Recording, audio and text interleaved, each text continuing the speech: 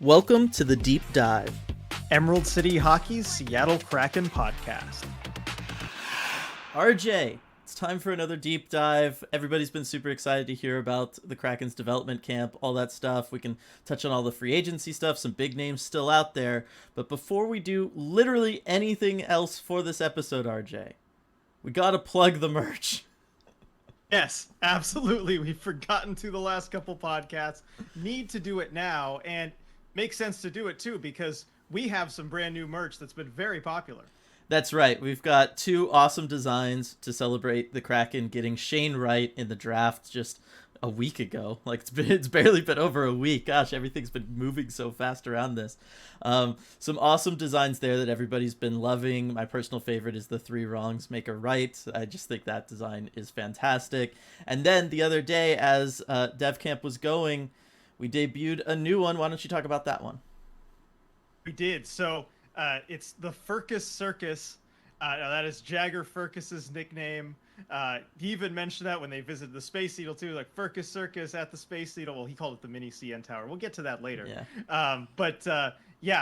Firkus Circus. It's got the little circus ticket on it, the tent and everything with the hockey sticks. I think it's a cool design, and of course, like, how could you not like Jagger Firkus? I mean, the Firkus Circus was in town at Dev Camp. He was trying a bunch of cool moves, deking through guys, going between the legs. He is such a fun player to watch, and we're going to enjoy rooting for him for a long time. Exactly. So as always, link to all the merch will be in the description below.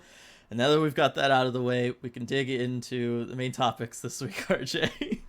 Yes. So obviously, there was the draft, there was free agency. We talked about the Kraken's larger free agency moves in a separate video, kind of a day one recap. We planned on doing a day two one, but guess what? They didn't do anything, and then they didn't do anything again, and they still haven't done anything. So I'll put the link to that as well. I know over 1,000 of you watched that. That was awesome. That video is doing really, really well. But why don't we go ahead and talk about some of the signings that didn't make the cut for that video?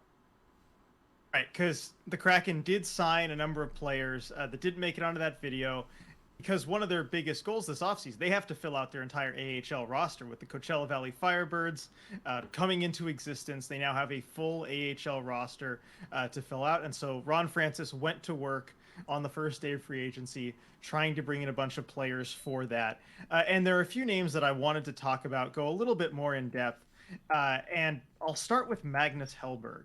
So Hellberg is a big 6'5" Swedish goalie. He's 31 years old. He has 5 NHL games in his career, ranging from 2013 to 2022. So just little bits in the NHL. But really, he's excelled on a few different teams as one of the best goalies in the KHL. That's where he spent most of his career. And of course, with everything going on, he's coming back to North America. And really, it wouldn't surprise me if he comes into camp and ends up looking better than one of Martin Jones or Joey Daccord. He's got this really good record of being very good in the KHL, and I'm interested to see what he's able to do here. Yeah, exactly. Anytime you can get somebody who has that level of experience at multiple different levels, I think it's always good for an AHL team, right? Which is, it's a farm system team. And I feel like you need a mix of the young guys you're trying to, get ready for the NHL and stuff versus also just being able to field a good AHL team and surround those younger players with professionals who have had long careers. And this signing just fits that perfectly. Exactly. So the next one I want to talk about real quick is Andrew Podchoralski. Hopefully I'm saying that correctly. He is a 28-year-old, 5'10" center, probably going to spend most, if not all, his time in the AHL. But man, he tore up the AHL last year. 101 points in 71 games. He definitely can score. So I'm interested to see if the Kraken maybe have some injuries. They have an opening at 4C. Maybe he gets to play in the NHL a little bit this season. And we know he can score. Actually, last season he had 2 points in 2 games with the Hurricanes. So point per game player at the NHL level. Yeah, I mean, you never know. He was the leading scorer in the AHL last year with the 101 points. So it's not just like, oh, this is in, the queue and someone put up, 100 points. Well, like 75 players do that, right? No, this does mean something. This is, the second highest level of hockey in North America that he did that at. And Yeah, I'm excited by this signing, and I do think that if there was circumstances allowed for it, I do think the Kraken would give him a shot, and that would be really, really fun to see. Sure. All right, so the last one I want to talk about, and maybe fun to see in a different way, is John Hayden. So uh, let's just start off with some basic stats here. In 240 career games, he only has 35 points, but he's got 283 penalty minutes. So you know what he's here for. Hmm. If the Kraken feel the need to maybe bring up a guy to fight someone, he's the guy.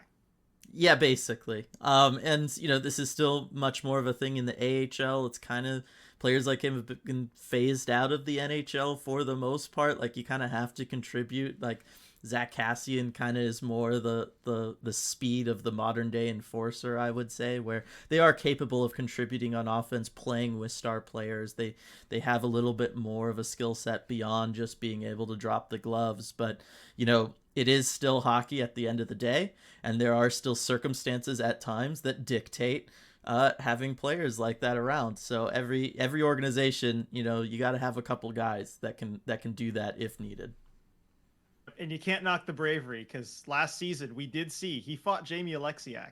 That is true. And that's no easy task. That is true. It takes a lot to do that. I really think so. Yeah. So obviously AHL signings, we knew it had to happen. We knew it was going to happen. It's going to be really fun to see the Firebirds wherever they are over the course of this season. Really excited for that. Love to see the amount of merch I saw just attending Dev Camp, all the attendees there, whether it was for the scrimmage or just the other practice days. Lots of Firebirds merch out there. Obviously at KCI, the store upstairs had a whole table of it. It was really awesome to see. That logo just never gets old. It is sick every time I see it. I absolutely love that because let's be honest, RJ, AHL teams, it's not the greatest track record of logos there. No, I'd say not. But hey, you occasionally get the brilliance of, say, an Iowa Chops. You remember that team? Yes, With the pig yes. logo? Yep, exactly. But a lot of those are defunct, unfortunately. Yeah, so super happy to see just how the fans have already embraced this team. Super excited to see how the roster shakes out and to see them get playing soon. We're just a couple months away from the second Kraken season, from the Firebirds' first season. I mean, like I'm starting to get excited all over again. Dev Camp really did that. But before we move past all the free agency stuff, before we really dig into the Dev Camp stuff, got to talk about some big names out there still in free agency that have not signed with teams, and two names in particular that all along have kind of been floated with the Kraken. So why don't we go ahead and start with, I think, the more realistic option for the Kraken, and maybe the bigger name as far as free agency as a whole, John Klingberg. Why is he not signed? Where's he going? What's going on? I don't know why he hasn't signed yet. He's someone that we were definitely thinking would sign day one of free agency. We were all kind of waiting for that shoe to drop as we were waiting to talk to Ron Francis. And I think a lot of teams were probably still trying to talk to him, still trying to work things out. When we talked to Francis, it definitely sounded like he still had things in the works. He said, we're still working the phones. He almost seemed kind of eager to get back to working on things. But yeah, this Klingberg situation is kind of drawn out. And it's hard to say where he'll go. I feel like the longer this draws out, the more suitors are probably entering the mix, wondering if the price has gotten lower. But you look at day one of free agency, and the two big teams that were rumored to be in on him were Carolina and Seattle. And Carolina, of course, is out now. They brought in Brent Burns. That kind of fills that need. But you've got to think the Kraken are still in on him, right? Yeah, I mean, as much as we talked about the Schultz signing, and I like that as far as filling the need that Ron Francis identified, I still got to think that, if you're really looking to improve your team, if you're really trying to make the playoffs, as Ron Francis said, they wanted the team to be competitive and looking towards doing that, they have to still be focused on John Klingberg and the idea of bringing him in. It is interesting in the sense that normally I'd agree and say that yes, okay, the asking price must be coming down. Maybe he's going to be a little bit more flexible on term, all of those things, just because he's sitting out there. But also at the end of the day, it's only been 5 days. He was really the only, first or even second tier defensive name out there this you know what I mean, in free agency. Like that position did not have a lot going on. So I don't know that really he's had to walk down his asking price or walk down the amount of years he's looking for, just because he's still the top name out there and there's still a ton of teams that would love to have his services. So it's going to be interesting, just overall. I mean, do you think there's a chance that he also even reconsiders and waits for the cap to maybe go up next year and he just signs a 1-year bet on himself deal with somebody? Possibly. Of course, according to all the reports, the 1-year deal option is not really on the table at this point. If I were him, I think you just want to lock something in long term. And I think that was part of the disagreement with Dallas, too, is that maybe they would have been willing to go shorter term, but he felt that he was worth more and wanted a bigger commitment. So I think he's probably still going after that. And I do wonder how the Kraken are approaching something like that, too, because if he's willing to go shorter term, all of a sudden that makes a lot more sense for Seattle, and you could even really bump up the money too if he's going for a 1-year or 2-year term. So I'm hoping Ron Francis maybe is thinking creatively like that, and maybe he's kind of set a hard line too about, I don't want to go any further than this. That's what I'm hoping for him. And he didn't really give a clear indication about whether he was still going for Klingberg or not. Now I tried to kind of get a hint from Francis on whether the Kraken were still in on him. I asked him, like, does the Schultz signing fill that puck moving right-handed D need, or maybe would you still want to add there? And he's like, well, we're still looking and talking. We'll see what things happen. So we're still waiting to see what things happen. Exactly. Now, he was not the only name kind of talked about in free agency. Nazem Kadri's name was also floated for the Kraken for a while there. That was kind of more pre-drafting Shane Wright and what that does to the center situation for the Kraken long term. But I still think that it's notable that Kadri has not signed. My first question to you is, do you think the Kraken are interested in bringing in Nazem Kadri? In general, yes, you always want to bring in a player like that who can certainly help your team right away. At the kind of numbers that were being rumored before free agency, no. And certainly not with Shane Wright now being a part of the team. And that was the one area where Ron Francis said that maybe it kind of tweaks your free agency strategy a little bit, is having these guys who can play center, and maybe you don't need to target another center. And I think he might have been talking about Kadri there. So I think they probably backed off on their interest, but if some deal came up that maybe they felt made sense from a term and money standpoint, to use the GM phrase, well, we got to look at everything. You always have to look at everything. But no, in general, I don't think they're going to be that interested in him. I agree, and this one was a little less surprising to me. It just seemed like the playoff performance, the Stanley Cup Finals performance, all that stuff drove up this idea and the hype surrounding him. And obviously he's a fantastic player, and he is one of the best second line centers in the NHL right now. He is the kind of guy that can push any borderline contender over that edge to be a true Stanley Cup contending team. But I always looked at just the age. Nobody was going to give him a 7-year contract, I think. Or certainly not for the amount of money that everybody was starting to throw around, that the rumor mill was getting going. Like, I don't know. This one doesn't surprise me that he hasn't been signed yet. Like I said, the Klingberg one, he's younger. He can more realistically take a 1-year deal and bet on himself and enter free agency again and still kind of ask and command a longer term. But Nazem Kadri, I just feel like this has always been destined for like a 5-year, $6.5-7 million a year deal. Like, in my mind, that's just kind of always where it's been, and that does directly counter what having Shane Wright in the organization does for the Kraken. So I think the idea of Kadri coming because of Shane Wright, whether Wright plays this year or not, which is certainly something we'll talk about later, I just think long term, unless you're committing to him for like 2 seasons, I just don't see it happening. Agreed.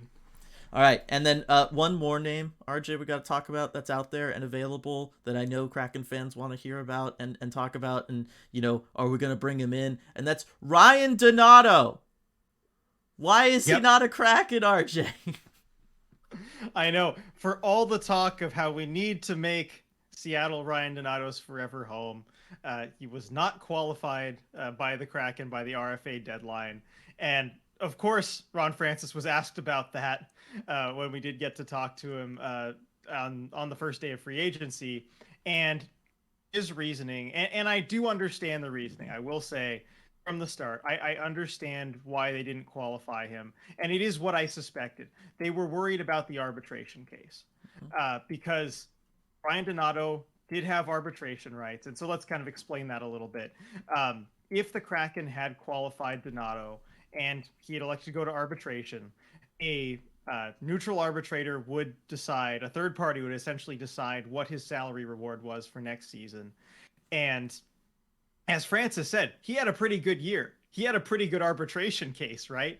And so I think the Kraken were kind of concerned that maybe the number that would be decided is higher than they were willing to go, or higher than what they might have to pay on the market if Donato was just a free agent. So they decided not to qualify him. But Francis did say that there is a chance that Donato could come back. So if they can agree on a number, if there's kind of a spot for him on the roster, then we could see Ryan Donato come back. I hope that's the case. I would like to see that. But we'll see what else the Kraken do. It's tough because there's still a lot of names on the free agent market that could probably determine whether there's a roster spot for Donato open or not.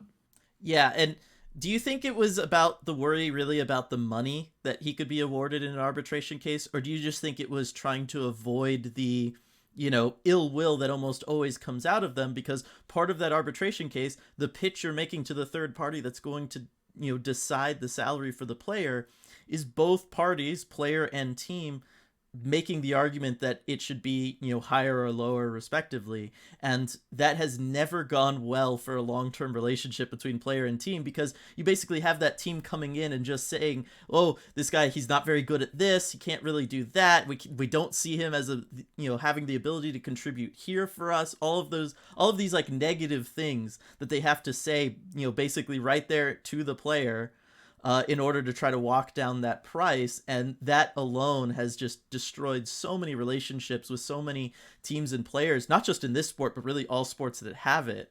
So do you just think it was really more so that they were worried about that? Because at the end of the day, yes, he had a good season, but it was only 31 points, 16 goals. It wasn't like he was going to be awarded a $5 million deal or something in arbitration. You know what I mean? Like, I have a feeling it was more so about wanting to keep that relationship for the future. I think it could be a bit of both. Certainly arbitration is this awkward and often ugly process between player and team, as you mentioned. There's a reason that I think of the last almost 100 potential arbitration cases, only 2 of them have actually gotten there. Teams don't like to do it. Players don't like to do it. So I understand the fear there. But I also think that if you were to try and cite him now, it probably would be less than what arbitration would decide. So I think it can be a little bit of both, but yeah, it's certainly not something you want to have happen, especially not with a player like Donato, who, has done everything he can to make a positive impression. And I think, really kind of builds off the confidence or lack thereof in his game, how much he's feeling it. And to say all that stuff, basically make the case why he's not any good, that really wouldn't do anything good for next season. Exactly. So there's still hope there. There's nothing to say otherwise other than this, that he's not here, and we didn't make Seattle his forever home.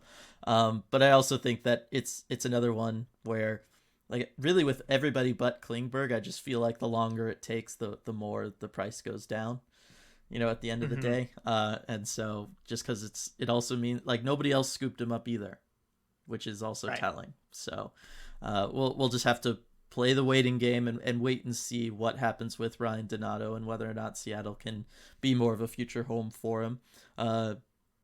Moving forward, I just know it's uncomfortable and it is a bummer, as everybody has talked about. For sure. It's a bummer. There's no way around that. But something that was not a bummer was this week's development camp. That was a ton of fun, getting to see all the prospects from the last 2 drafts there, or the ones that were there, which was basically everybody. There was just a couple, exceptions. It was a ton of fun to be able to see them all and just watch them work with the coaches, work with each other, work with Matty, which is, I think, probably where we should just go ahead and start. Everybody's been saying it because it was crystal clear to anybody who was there. Matty Beniers did not need to be at this development camp. He is head and shoulders above everybody else. I mean, it might even be more than that. It's if everybody else is like swimming, he was like standing in knee deep water. Like it was a joke basically that he was playing with these guys. And to in some ways, I feel like the Kraken really had him there just to kind of be a bridge or a connection between the NHL roster and these prospects, and to be somebody who does have NHL experience, who can talk to these guys, somebody who is familiar with the facilities and could talk to these guys, and more importantly, someone that they very much view as a future captain, so that he can work with these guys that would one day be on that team that he's captaining, and more so also work with the coaches in a true leadership capacity, so that the coaches could view him as a leader and all of that kind of stuff. Because that was my big takeaway with him, besides about how good he was how often in drills the coaches would talk with him about what was going on, or him instructing other prospects on what to do during certain drills, or showing them better ways of doing it. That was my big takeaway, was just the leadership aspects of Matty Beniers and how much the coaching staffs, both of them, trusted him. You really saw this seamless transition from the end of last season coming in, just trying to get a hold of everything, coming in to the NHL, to being this leader, in the group with the coaching staffs. They both, communicated with him a lot. And as almost unfair as it was that these other players had to play against him in some of these drills, it was very good that Matty Beniers was there, and he really kind of took this leadership role through Dev Camp. And that's a huge takeaway there. We know how good he is on the ice, but it's something that I feel like we hadn't seen from him before. We know that he was going to be a good leader. He's always, been very, composed and everything from day one, mature beyond his years. But to really see him doing this kind of actively in this Kraken environment, it was awesome to see. Exactly. And that's why, I teased on the last thing, right, talking about the idea that Matty Beniers is going to be the next Seattle Kraken captain. It's not going to be Jani. It's not going to be Adam Larsson. It's not going to be Jordan Eberle, right? And I feel like this was the first step in getting there. And this is what sold me on that. Was we all knew he was going to be captain, but I think he's ready now. I think the coaching staff and the organization feel that he's ready now. Granted, it's going to be the player's decision at the end of the day. But I think the other players were watching this. You know what I mean? Whether they were there or not, they were definitely paying attention to this. They were watching this. They've been talking to Matty over the course of the off season. They saw what he was able to do at the end of last season, coming in and not only performing on the ice the way he was able to in those 10 games, but just the presence he had, the way he interacted with fans. I mean, all this week at Dev Camp, anytime he was along the boards, he was fist bumping through the glass with kids. He was waving at them, smiling with them, taking pictures after drills were done with them, selfies through the glass, that kind of stuff.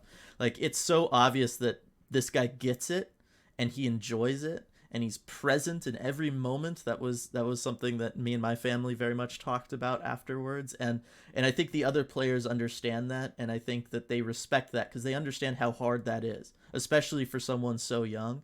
And so I really think that there's a good chance that he's going to walk into training camp, he's going to be that way again, and all those players are going to look around and say, you know what, this is a guy we can get behind even though he's so young.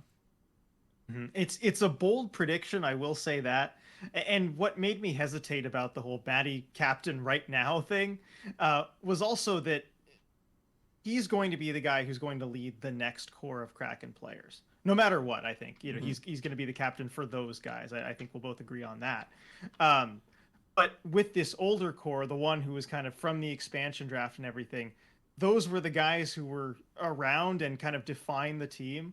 But this week, I really got to feel like the next core, the Ryan Wintertons, the Jagger Firkuses, the Ty Nelsons, the Ryker Evans, seeing them out there, it feels like all of a sudden it exists a lot more than before this last draft, right?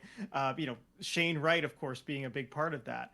And maybe that's something I feel can kind of sway maybe the players and the coaching staff to be like, look, this is what the future is. Let's embrace it now. We don't have to wait for it. And so that's just kind of another thing that really changed my thinking on it. Yeah, and everybody seems on the same page, right? He's going to be the first line center to start the season. You know what I mean? Like the players understand that, and it's not any different than when Landeskog was named captain at 19, Taves at 20, I believe it was, Crosby at 20 or 21. You know what I mean? Like we've seen it. I just feel like last year they were very quick to put Gio as captain, the players, right? And then he left, and I don't know that anybody was really trying to vie for that second half of the season. You know what I mean? Like I Right. just think that they'd be okay with it, and I think they understand the overall situation and what Matty means to the fan base and what he means to the future of the organization. So that's why I feel like I still feel really good about that being one of the stories coming out of camp at the end of the year. Moving on from Matty, though, because he was kind of like the person who needed the least amount of talking. We know how good he is. Okay, how do you want to do this? Do you want to go through like the different draft classes? Should we just try to pick who we think the biggest names are and just jump right into Shane Wright? Like, how do you want to do this, RJ? I kind of want to just jump right into Shane Wright. I know we All could right. kind of separate it by draft classes, but this is what people want to hear about. That is for sure. So Shane Wright was obviously the second biggest name at camp. He was, the person everybody was really trying to watch, and there to see. First off, overall first impressions from seeing Shane Wright on the ice. Um, he's not flashy, but man, he is just solid fundamentally. And I know that's kind of the book on him, but it's one of the things you notice right away. The other thing too is he was having fun out there, and that's something that I wasn't sure if I would see, just given maybe a little bit of residual disappointment from falling on draft day, and also just how kind of serious these top pick prospects are. But he actually seemed like he was having a fun time, so that was good to see. Yeah, no, he did. He was very comfortable, especially when interacting with the media. I kind of alluded to that in a tweet and said I'd expand on it here. Yeah, just his body language, his overall demeanor, how comfortable he was asking, not well, he was comfortable asking questions on the ice of the other players and coaches, but how comfortable he was receiving any and all questions from the media. He'd never back down. He never had to really think about something or go, you know what I mean? Like, as he was like, oh, how do I get around this?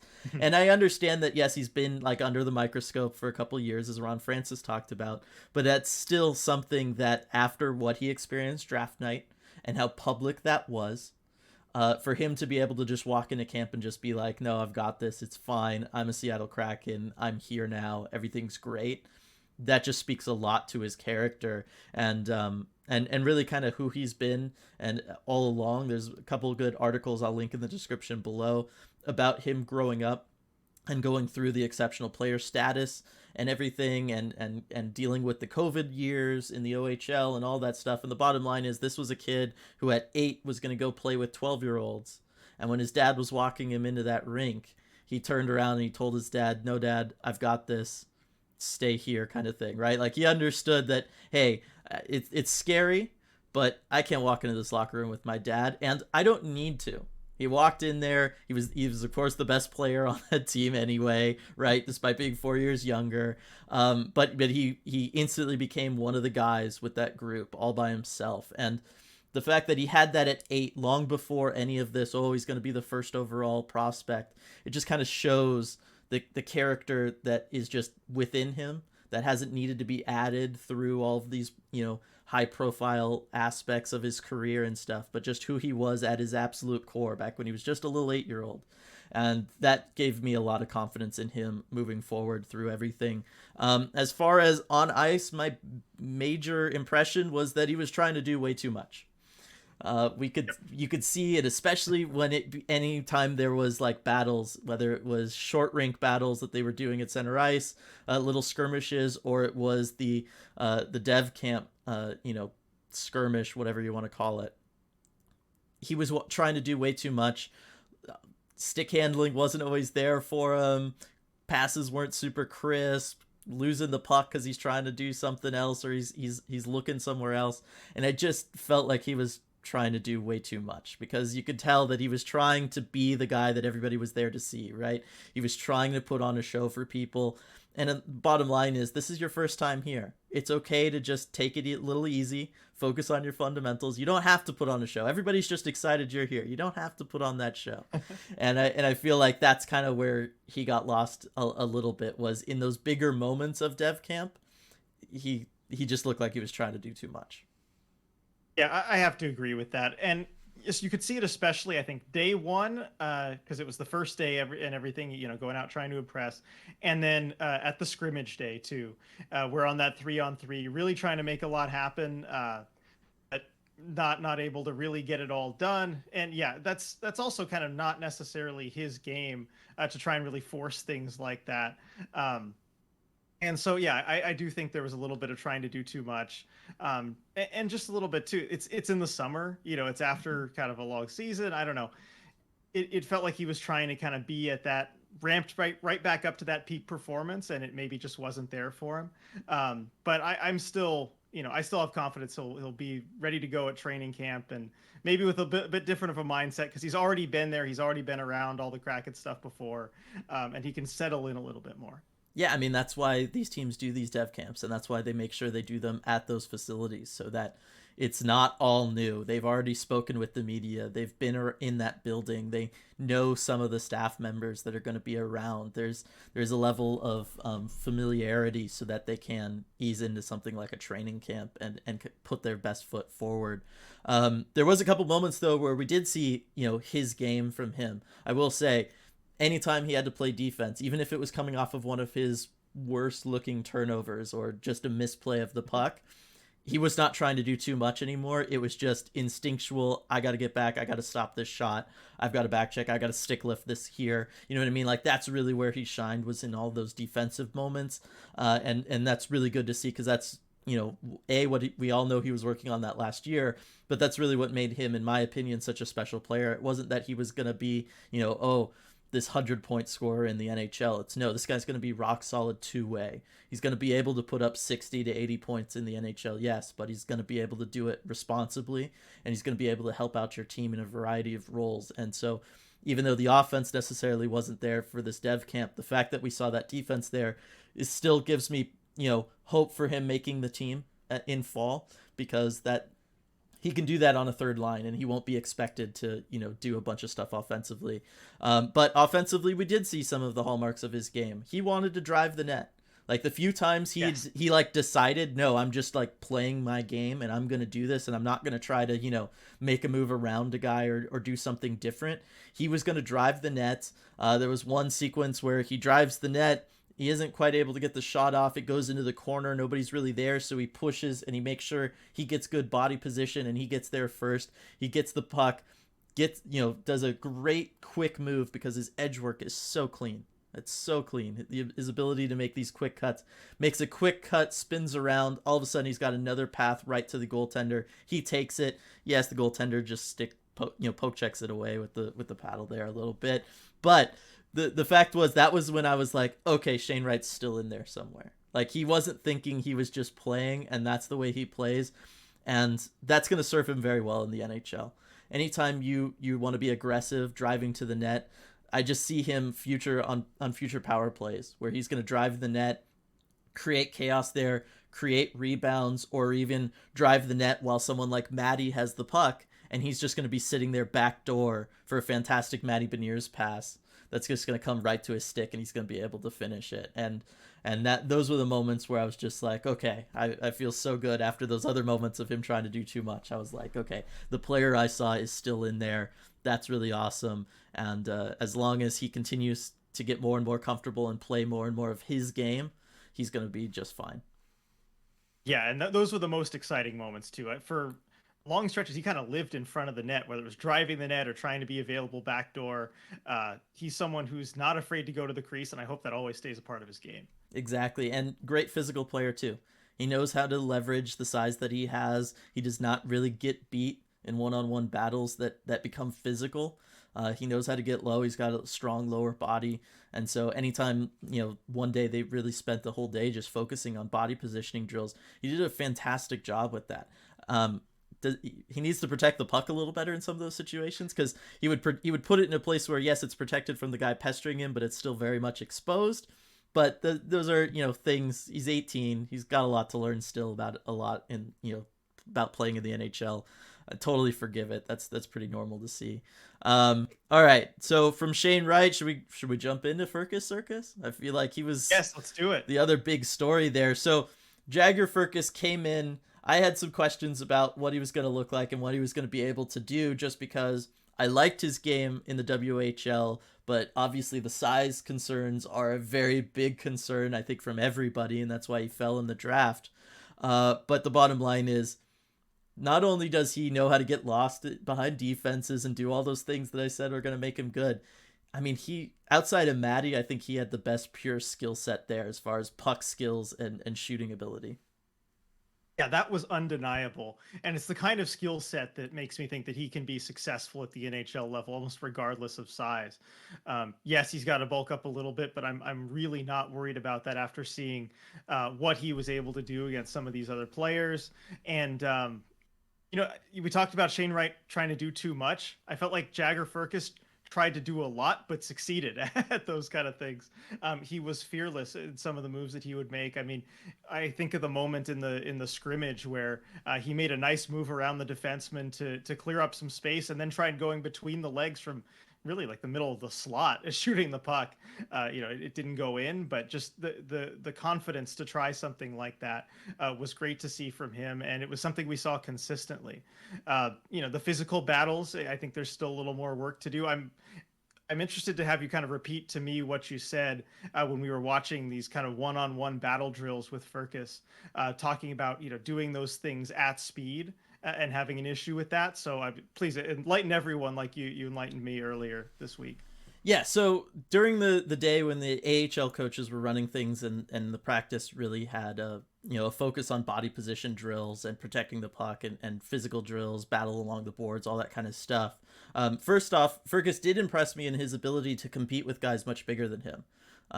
He understands how to use his body and stuff.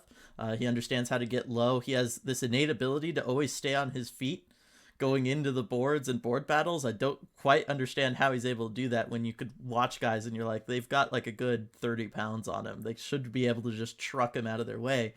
But he'd just kind of still be there. So I give him credit for that. But one of the things is when you are having to fend somebody off, particularly someone who's bigger than you, it becomes that much harder to focus on also doing the other aspects of your job, right? You're trying to score. And so there was plenty of times in drills where he would effectively hold somebody off, but he was not then able to be effective at all at puck handling, passing, shooting, any of those things, because he was so focused on the other. He was not able to work at full speed and showcase those other skills the way he was when he had time and space. And when he had time and space, he would sometimes get caught off guard if someone got overly physical with him, right? Like it was a two-way street. And so I think a lot of the prospects there struggled with that. It's just something that as they progress towards the NHL, they're going to have to get better and better at, because they're no longer big fish in little ponds. They're going to be little fish in big ponds. They're going to have to deal with the fact that everybody is bigger and stronger and faster. So not only do you have to continue to play at like 100% speed wise, but now you also have to incorporate your physicality in a way that certainly in major junior you don't really have to. And so that's where I felt like Firkus struggled. But again, that's just a nuance. That's just a fact of life of playing in the NHL that a lot of prospects have to learn. I'd say vast majority of them have to eventually learn. I think because of his size being, as small as he is, it might take him a little longer to learn that. But based on what I saw at development camp this week, the skill set is 1,000% there. His willingness to be physical and be in those situations is there. So I think it's just a matter of time before he learns how to do that. Agreed. And lastly, on his size, I did get the chance because we had the media availability with him. He kind of walked right by me, so you really see. I feel like 5'10" is even a little bit generous, to be honest. Look at he was about my size, just a little bit taller, but I just can't believe that someone again about my size. I'm 5'7". Didn't look all that bitch bigger than me, is able to go out there and compete against these guys, including some of the bigger defensemen who just look like giants out there, and be as successful as he is. It's just really crazy to think about. Yeah, it speaks to his mindset, to his compete ability and level, right? And that's something that is going to be a big thing moving forward for him. Obviously, all the coaches are going to love it. Being on a team with a guy like Matty Beniers, being on a team with somebody like Shane Wright, he's going to fit right in. So I'm very excited to see how he progresses. Like I said all along, I've been kind of saying I think he's a little further out than maybe some of these other players. In part because of the size, in part because of those nuances that he's going to have to learn and that he might not be able to totally learn in the WHL. Like I said, he's able to do things at a WHL, pace and ability. He can deke around guys. He's not really going to be put in too many positions where he's going to have to fend somebody off and be able to make plays all at speed. That might be something where he's going to need AHL seasoning for, that just kind of extends his overall roadmap to the NHL. So it's going to be interesting, but I will say nobody put on a better show than Jagger Firkus outside of Beniers. But again, Beniers kind of just did everything better. And nobody fed off the crowd like Jagger Firkus. Oh yeah, you could tell that he loved it. He loved the interaction with the fans. I mean, the number one thing he talked about when we got him in the media availability was just like, there's so many fans there. I'm not used to this, but you could tell that he loved it, and there was kind of an instant connection between him and the fans. Exactly. So I feel like the next biggest name and certainly character to come out of the whole development camp process was Ty Nelson. And oh my gosh, this kid blew me away, not just with the personality and stuff. We obviously got to start seeing that at the draft, right? With the outfit and with the interviews and stuff. But holy cow, this guy can play hockey. And I'm like, this guy could be in the NHL in 2 years easy. Right. I mean, looking at how he played, the timeline just feels like it got a lot shorter for me. He's just he looks so ready. I mean, with his build, how he's able to use his body to gain position on guys. It's kind of like he's had this, seasoning and, almost looks like, in the AHL or a few more years of junior that he's had. He's just so naturally able to do those kind of things. He's got great hands too. I mean, that was one of the things that really impressed me, is especially kind of down low, working on those 3-on-3 drills along the goal line, able to make quick moves around players and cut to the net, things like that, even offensively. Yeah, for all the hype with the personality and the great hat on draft day, and he really does have a fantastic personality. The skill on the ice absolutely backs that up. It 1,000% does, and I feel like this is a player that should have been a first round pick and would have been if he was 6'2". Like everything about this says he fell to the third round only because he is 5'10". Even though he's already 200 pounds, he is thick. He knows how to use his body. He is strong. Like, he's able to physically move people out there. At least at Dev Camp he was. And yes, the bottom line is he is a super skilled guy. I mean, this guy was an insanely high pick in the OHL draft, right? I think he was first overall, actually, if I'm thinking about it. But he was extremely high pick. Got kind of screwed over by COVID, like so many of these OHL guys did. So he didn't quite get all that time to showcase his abilities at the AHL level. But, as I was talking about with Firkus, the ability to compete physically while also being able to use all of your skills at 100% speed, Ty Nelson was the only guy besides Matty Beniers able to do that. And that's what was really impressive to me. During those one-on-one battle drills, he was able to go get the inside track body position on people, get the puck in the corner, just physically bump them out of the way. You know what I mean? Stick your butt out and just kind of bump them back. He was able to do all that stuff against everybody while also stick handling, getting great shots off, doing all of those things. And then even when he was, in a defensive role, he was able to handle everybody physically, even if they were substantially, taller than him. He was able to handle them all. I love the fact that he would not puck watch. He was only ever focused on covering his guy, covering his space, being responsible for his thing. And for somebody who is as skilled with the puck as he is, and for somebody who is as willing to jump into plays as he is, that was very, very encouraging for me, because we'll talk about someone like Ryker Evans in a little bit. But that's what I saw that I said, okay, this is a third round pick, and I'm thinking this guy's going to be in the NHL for in 2023. You know what I mean? And I wasn't thinking, oh, can this guy ever make the NHL one day, like you would with most third round picks. Right. It just looked different. Even compared to some of the other second round picks that you saw, where maybe Hmm. there were some more questions, he just seemed like ready to go. And I like that you talked about kind of the body positioning, with those drills. He looked as dominant as I saw anyone look in dev camp. He kind of looked body positioning wise, the way that Matty did, just in general against all of these guys. It looked like someone who had that coaching, that ability, that maturity, versus some of the players who just did not have that at all. Even ones that were bigger than him. He just felt a lot more polished in that way. Yeah, I think the timeline, like, what did you say, 2023? I'm almost speechless here, just because I'm thinking about him maybe in a couple years on this roster, and the value that he could bring. I'm just so excited about it. Yeah, and look, it's one of those things. The size, it's going to be a concern at the NHL level. He's going to need to be able to go up against bigger guys. I think he's going to be strong enough and sturdy enough to handle those battles. Where he might run into issues is not having the reach of, say, like an Adam Larson or a Jamie Alexiak or Carson Soucy, right? Not being able to have that reach, cover as much ground because of that. His skating, he's a good skater. I would not call him fast. And I do feel like if he's going to Right. be a smaller guy, he kind of needs that speed to help make up for some of those, coverage lapses just because he doesn't have the reach. I think those are the issues where he could have a problem. So I don't think he's ever going to be like a top pairing guy or whatever in the future. But in my opinion, he's close to being ready to handle third pairing minutes and roles and situations. And that's where I think, he'll be able to do that probably in another year or so. And I also say that because you could tell the coaches were in love with him. Like, they Oh, for loved sure. every time he did anything, they were all watching him. You know what I mean? Like, they just absolutely loved it. And I got to think everybody in that organization loved what they were seeing on and off the ice from Ty Nelson. All right, let's go ahead and talk about Ryker Evans, because I feel like he was one of the other, kind of talked about prospects going into all this. There was lots of questions. I'd said at the end of last year, I thought, hey, he might be ready for the NHL this upcoming season. We know how well his WHL season went last year.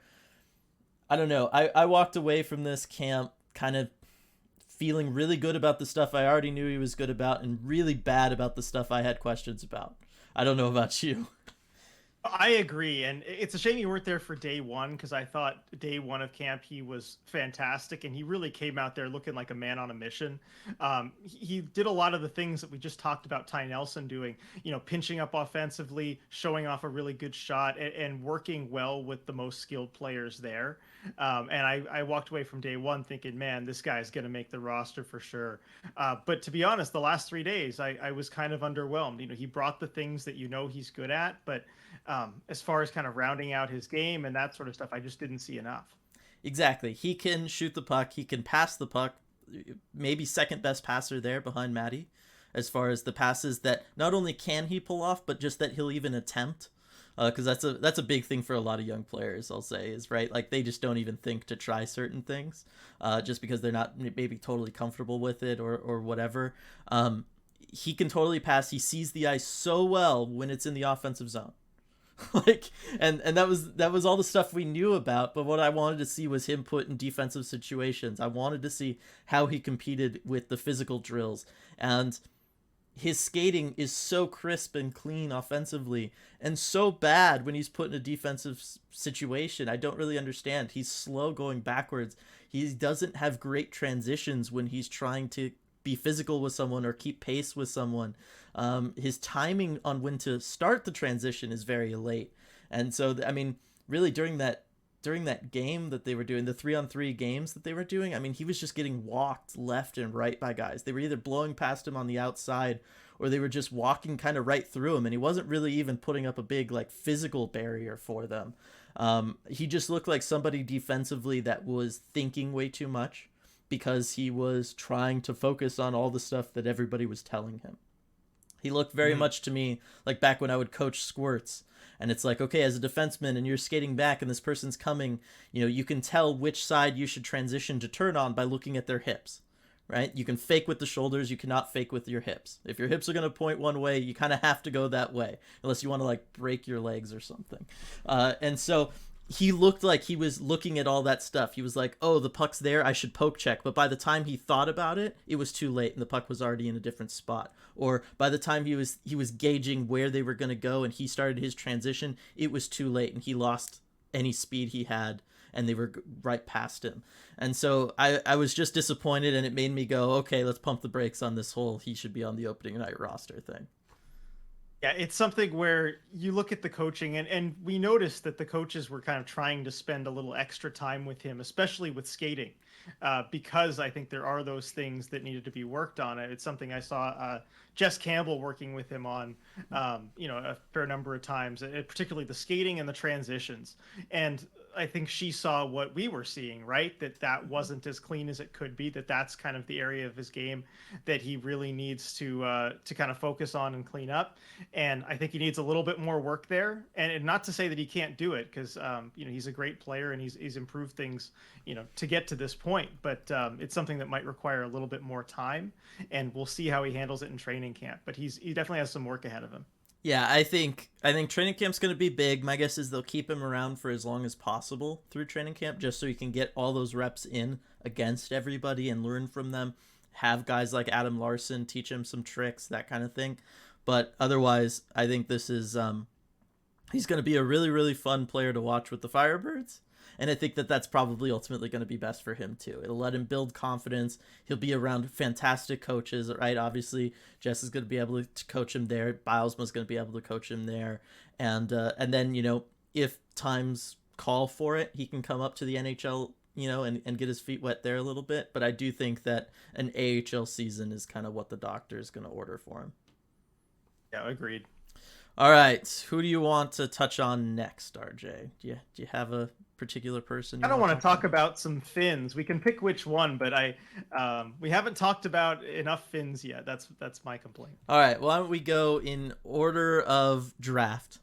All right, so okay. The Kraken's second round pick this year was Jani, and here was where we were wondering kind of draft day and stuff. Is it Nyman? Is it Nyman? You have a new one now after watching some tape, trying to figure it out.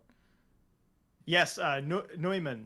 Nyman is how they were saying it on the Finnish broadcast. So I'm going to go with that. All right. So, what did you think of him? Because obviously the first thing you notice about him is the size. He was like the tallest guy out there.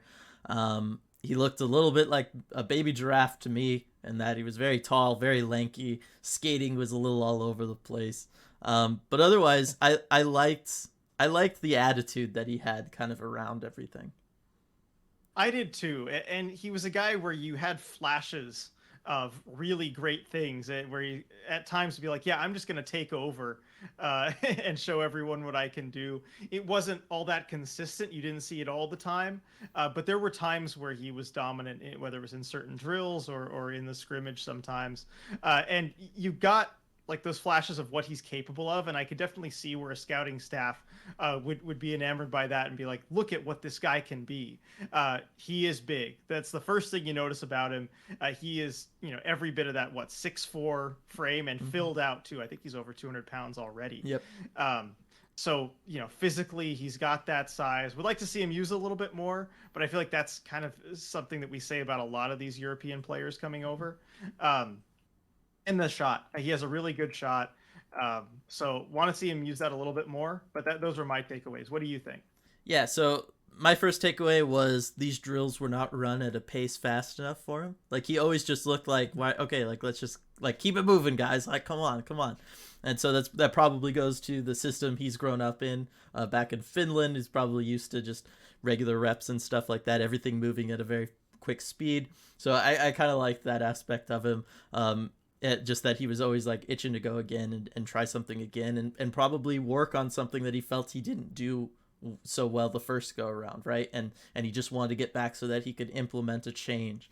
And so I very much enjoy that, and I love seeing that from prospects. Physical stuff, yes, it's clear that he's not used to having to play that way. He's not used to having to board battle in the way that the NHL is going to ask him to board battle. We know that about most European prospects, right? The game over in Europe is way less physical. It's much more of a speed-based game. Obviously, Finland, I don't know how many times we're going to say it over the course of our lifetimes, RJ, but it's going to be a lot. But the finish cycle game, you know what I mean? Like anytime they were doing anything that was remotely similar to that, he looked outstanding. His vision was great. His passing was good. His shot was good. He knew where to be, all that kind of stuff. But anytime they were focused on more of the nitty gritty North American style of game, that's where he struggled. His skating is good, but it is not good if he has to be physical with somebody. Anytime there was physical contact was when he would start losing his edges, or he didn't know how to, use his body. He didn't know how to get low enough really to keep his balance all the way. And that's a big thing for the taller guys in particular, is just bending your knees enough, bending at your waist if you have to, just to keep your edges and keep upright so that you're not kind of falling all over. That's just what you're going to have to do as things get more and more physical for you.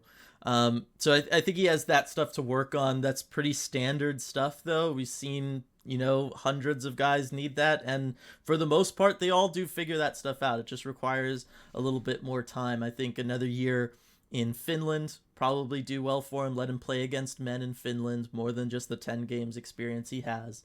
Let him get some more ice time over there and do all that stuff. He can focus on getting his skill game to, that top ability, and then he can transition over, and that's when you look at a year in the AHL just to learn all the physical aspects of the North American game, and then you can kind of re-go from there as far as what you want to do with him.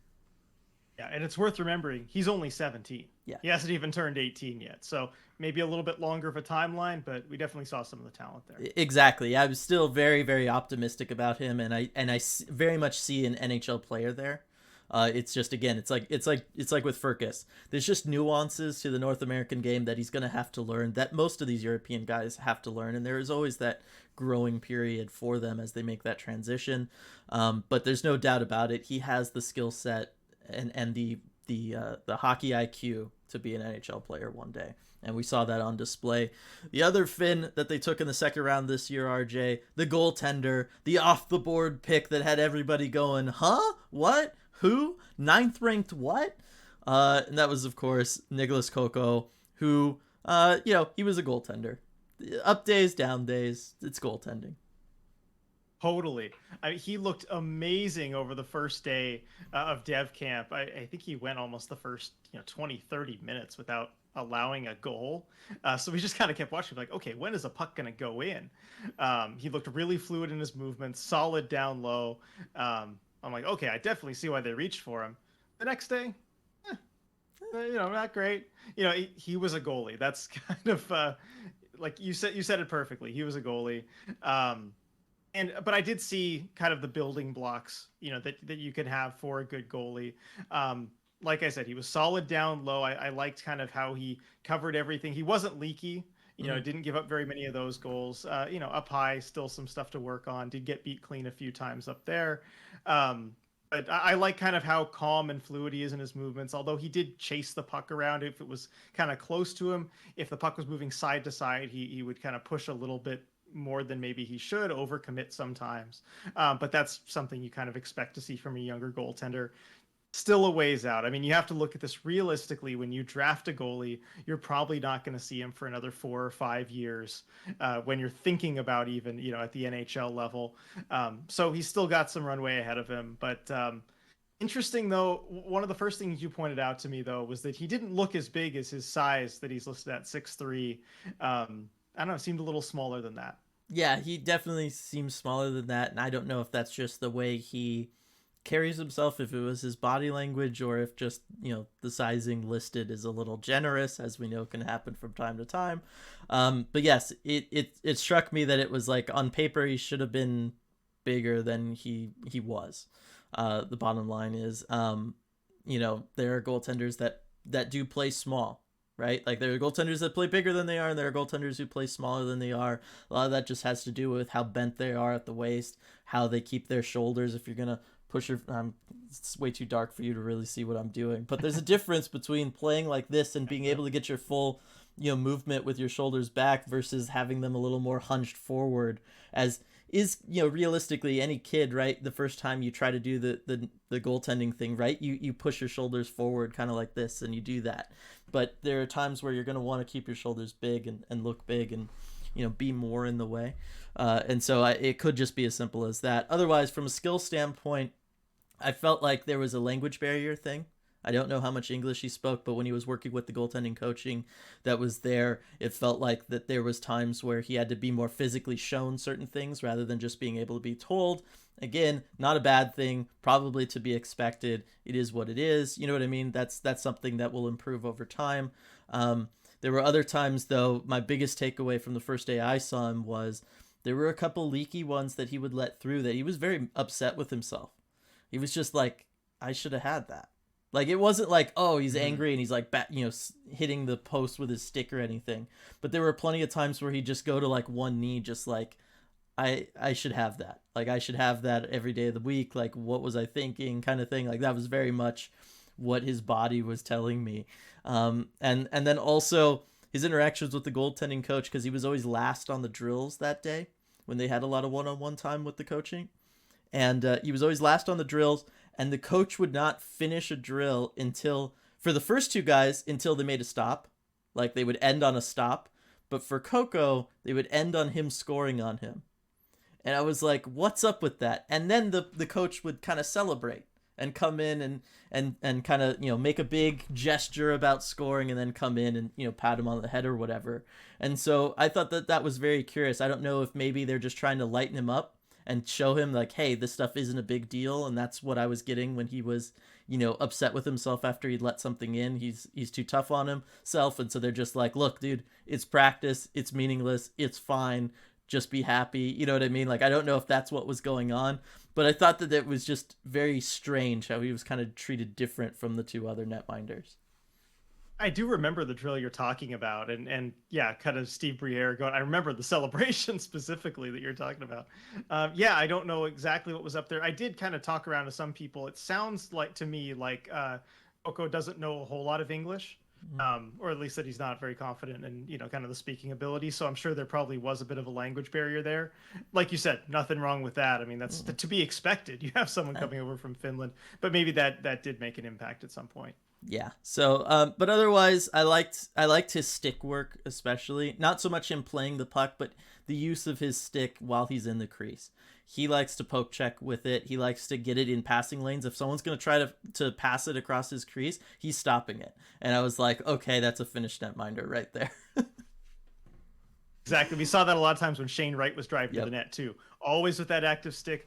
Shane Wright, he drove the net a lot, didn't score very much, and a lot of that was because of Kokko. Exactly. So lots of stuff there. Otherwise, it's way too early to be making projections or anything like that for him. He's a goaltender. Oh, yeah. There's just so much there. But yeah, it was just really good to see him. And I didn't walk away feeling like, okay, Ron Francis, like, what the hell were you doing when you picked this guy? Yeah, certainly seemed like he belonged. Exactly. Why don't we round out this talk with the final second round pick they had this year, David Goyette. What did you think of him? I really liked his passing and playmaking abilities. I did too. He was always kind of trying to find someone whenever he had the puck. You could tell his head up was a lot. He had his head up a lot.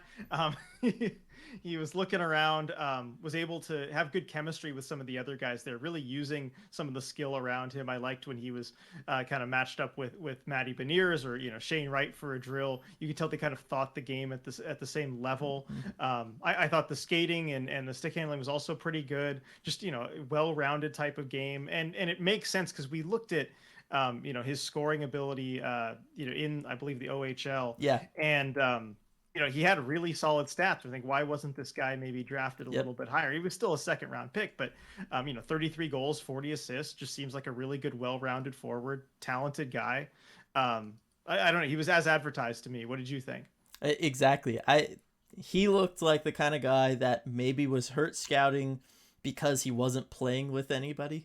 We talked about that in the post-draft, review of the draft. And we talked about the fact that, he was stuck with Sudbury, with the Wolves, nothing going on there or anything, right? And it felt like, that held him back when it came to him being drafted. But the moment he had access to playing with somebody like a Matty Beniers, you could tell like, okay, this guy's capable of thinking on that level. He wants to try this stuff. He is fearless with his passing and his ability to try to get it through traffic. And most of the time he could get it through traffic, or the speed at which he could pass and get it, cross ice or something to somebody when he sees them open. There's lots of times guys, particularly, at Dev Camp and stuff like this, these young guys, they'll see somebody open and they try to make a pass, but they're either lazy with it or they're just not fast with it, just because they're maybe not able to be yet. And it gets totally picked off, or by the time it gets there, that guy is no longer open, or you can't hit him in stride for a breakaway, all that stuff. Those things are never a problem for Goyette. The pass is going to be tape to tape for the most part. It's going to hit the guy in full stride. He's going to be there for it. There was a couple times he was able to get some passes through traffic that on the other end they were not ready for. So the play died on him, but it was a fantastic pass that, playing in the NHL, guys will be ready for that. They'll be able to take advantage of that pass. So I was very, very impressed with David Goyette, and I think that there's, as we've said with a lot of these guys, I think there is a future there. I don't know how high it's going to be. I'm not going to say this guy's destined for the first line with Matty or anything, because there was plenty of other stuff he had to work on. But I liked a lot of what I saw from him. Yeah, agreed. All right, so why don't we just do some quick hits here, just talk about some guys that we liked, as we're already over the hour mark here for the podcast. I hope everybody's been enjoying these, as they all end up an hour and a half now. We're not just messing with you when you have an hour long commute. Now you can get halfway there with the second half of a podcast or something. I think the biggest guy that impressed me most outside of the ones that we talked about was actually Ben McDonald. Mm-hmm. And I did not expect to be talking that way when we came into this, but in the post-draft review, we talked about, okay, he's a high school player. He's coming out of high school. What does that mean? Who knows? We know he's eventually going to Harvard, but in the meantime, he's going to be going to West Kelowna, playing in the BCHL. What's going on? But he was another guy that he could play with Matty Beniers, and he saw the ice better than most people there. I just think that his skill set was not always able to help him take advantage of it. There was times you could totally see he was reading the play perfectly, but he didn't have the passing ability, or he wasn't fast enough to make it happen, or his shot wasn't strong enough to take advantage of the opening he had. And so it'll be interesting to see is he going to be able to work on those things and get them to a point where he can one day make the NHL, or is this just going to be, one of those situations where the brain is there, the body, the skill set isn't quite there to get him all the way. Yeah, he does fit the mold of kind of a Ron Francis hockey sense type of pick. That's definitely the way that he talked about him kind of after the draft and what he liked. And I'm not surprised given, his father's, great hockey career, winning the Hobey Baker at Harvard, probably someone who was trained to think about this sort of thing, think the game this way from a very young age. So you definitely saw that on display this week. Yeah, exactly. So he's one that I'm going to be looking forward to watching just after seeing him. He really stood out to me in some of the plays he was able to make with guys like Matty Beniers, and just the plays that he was trying to make, even if he wasn't always able to make them happen. So I'm very intrigued by him. Is there anybody that you were intrigued by, RJ? Yes, I was intrigued by Ville Ottavainen. Yeah. So he was last year as a 4th round pick, and probably the least flashy guy at this whole camp. Yes. But you know what? When you are a big kind of shutdown defensive defenseman, that's a good thing. I liked how he used his body in front of the net. I liked how he was very smart with the puck, even though the kind of high-end puck skills aren't necessarily there. He's not going to score a lot of goals. He's probably not going to score a lot of points. But he was just, in a word, solid or steady. Take your pick. And I feel like he's ultimately going to probably develop into maybe a 3rd pair defenseman, but one of those guys who can give you really good value while they're either on an ELC or while you still have team control, who's going to be able to win some of those matchups, so you don't have to bring in maybe a veteran 3rd pairing guy who might be a little bit of a liability defensively. I feel like he might be kind of an unsung hero once we see this core really grow up and get to the point where the teams are contending. Exactly. This spoke to me of if he's in the right situation, this guy would be a lot of these depth defensemen we've seen on the last couple Tampa Bay Lightning rosters. You know what I mean? Mm-hmm. He very much felt okay, this guy is going to be an underappreciated, undervalued player moving forward, in part because for a guy who doesn't necessarily produce a lot from a point perspective, he sees the ice very, very well. And that was my big takeaway, was there were totally times where I was thinking, like, is this guy a forward? Like he looked like a forward the way he was maybe joining rushes, or just how skilled he was at certain drills. You were like, okay, that's not supposed to be that way for a defenseman with that size. Like, that's not how this works. But otherwise, yes, his vision and his ability to think quickly and think on his feet and all that stuff, that is going to play. He's got the size and the reach to be an effective defender. And I just think the fact that he has played as much in Liga as he has over the last couple of years, I think that says a lot too. The fact that coaches there trust him and they trust his abilities and his smarts and everything. That's a big, big, big deal. So I was very encouraged by what I saw from him as well. Let's see, who else was there, RJ? Anybody else you wanted to talk about? You like Barrett Hall, right? Huh? You like Barrett Hall, right? I did like Barrett Hall. There were some good moments. He showed me some flashes of, like, really good skill. Other times, maybe an ill-advised decision or whatnot. But he was fun to watch. I mean, for someone coming in watching Dev Camp, there are a lot of these later round picks, depth guys. He was entertaining, which I enjoyed. So I was a fan of Barrett Hall. Yeah, he had some flashy moments for sure. It was fun to see him. And anytime you see the later round picks do really anything, it's fun. It's exciting. One more name I think we should mention, just in the fact that he wasn't there, is Ryan Winterton. Yeah. Because he is a very good prospect in the Kraken system, but I kind of doubted that he would be doing a lot of anything really on the ice because he was so banged up after his team's Memorial Cup run. Yeah, he was not out there, but just thought we should mention him since we haven't talked about him. He is one of their top prospects, but I think he needs to heal up a little bit more before training camp. Exactly. I'm excited to see him in training camp, and got that ELC all done. It's always a good thing. And talk about ELCs. How awesome was it to see Shane Wright sign his out there on the ice? You brought that up. You were like, hey, do you think they do this at the end of the scrimmages? And I was like, I don't know. I don't see why not, I guess. And sure enough, out came Ron Francis. Yeah, I wasn't even that serious. I was just kind of joking about it with you because I had checked Twitter and saw that Slavkovsky had just signed his ELC, and I'm like, hey, Dylan, they should just have Shane Wright, like, mid-scrimmage, just go and sign it, on the ice while they're playing. I guess I wasn't far off. They had him sign it on the ice. I thought that was a really cool moment. Yeah. A good, especially with the fans all there to watch the scrimmage. I mean, it was a packed house. Really great kind of introduction, formal introduction, really, of him to the fans, and getting to do that first fish toss. That was great too. And I just like that the organization was thinking that way, trying to think of a way that will involve the fans. And we kind of talked to Shane afterwards about it, asked him, like, when did you know that you were going to be doing this? He did call it a surprise. I feel like he didn't know until kind of right before it was going to happen that it was going to go that way. But his agent did mention that, hey, yeah, we kind of want to do this in a way that involves the fans. And I thought it was really good execution. Yeah, it was fantastic. I did like the comment on Twitter about there's no clipboards, as him and Ron Francis are like trying to hold the back of the paper so that they can sign it. Because this is something you got to think Shane Wright maybe wants to frame or something one day. Can you just imagine just punching a hole right through the paper because you just got no back there?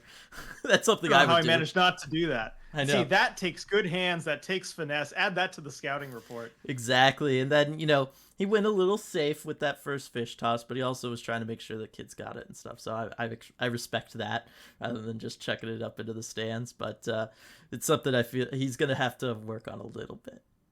Yeah, but he had a sense of that too. He was asked, like, how would you rate the first fish toss? He's like, well, not bad given my first time, but hopefully I'll get a lot more practice this year. Yeah, considering he was taken off guard by it, which you could totally tell. He did okay. He did a good job, and that's what I was saying. He's so comfortable. He's able to take things in stride and do things and do stuff, and that's really awesome. Before we wrap things up entirely here, RJ, and we say goodbye and see you next time or see you later or whatever it is I say, I just instinctively do it. I don't even think about it anymore. Just want to give a quick shout out to kind of the newest member of the ECH team, Jen. All the photos that I've layered in this video that you're seeing, all taken by Jen, who did a fantastic job over this whole development camp cycle. And I'm just so pumped to have Jen on board and to be able to get pictures like this that we can start using, on social media and using when we're doing videos and stuff. It's just so awesome. Yes, it's been great to have those pictures that she takes. I mean, she's done great work to use on social media, on this video, on everything. It just kind of adds a whole nother layer to our coverage. I'm really excited about it. And even better than that was having her company the last 4 days, just having her around. So fun to talk to, so fun to hang out with. Looking forward to lots more photos, lots more time with her going forward. Yep, that is for sure. And with that, RJ, gonna say, see, now I'm overthinking it. I don't even remember what I say. I think it's we'll see you next time.